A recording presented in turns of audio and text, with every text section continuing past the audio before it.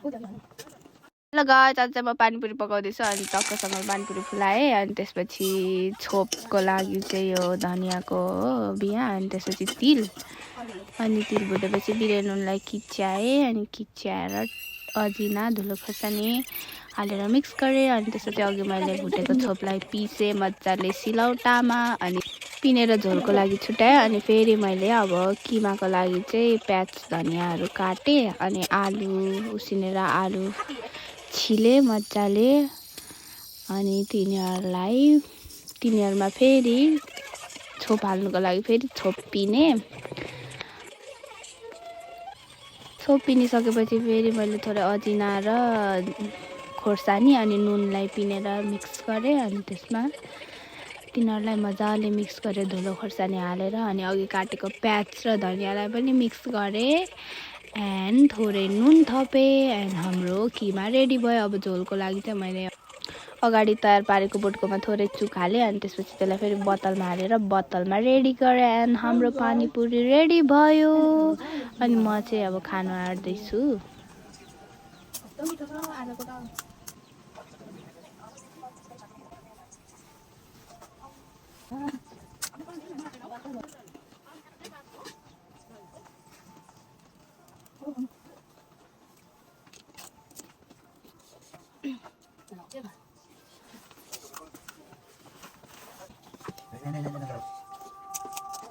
यो के हो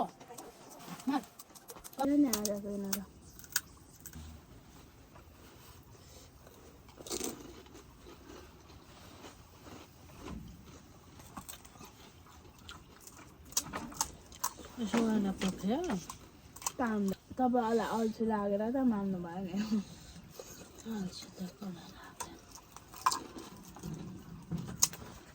नुन कति साह्रो खानुहुन्छ तपाईँ नखानु त्यही अब चाहिँ लाग्यो उतै हालेको छैन त फेद माथि रहेछ क्या नुन हामीले बनाएको पानीपुरीको स्वाद अर्कै छ यसरी धनियाँ पिसेर हाल्दा मिठो रहेछ। यो देखाइस् अनि हामी चाहिँ बिचमा चाहिँ रक पेपर सिजर खेल्दै खाँदै थियौँ तर अब भिडियो स्पिड गर्नु पर्यो नत्र भने तपाईँहरूलाई हेर्न झ्याउ लाग्छ त्यही भएर यो यस्तो भयो। यहाँ चाहिँ हामी रक पेपर सिजर खेल्दै खाँदै थियौँ। रक पेपर सिजरमा चाहिँ मैले जितेको थिएँ मम्मीलाई तर मम्मीले त झ्यारी खेलिस् भन्दै भन्नुभयो।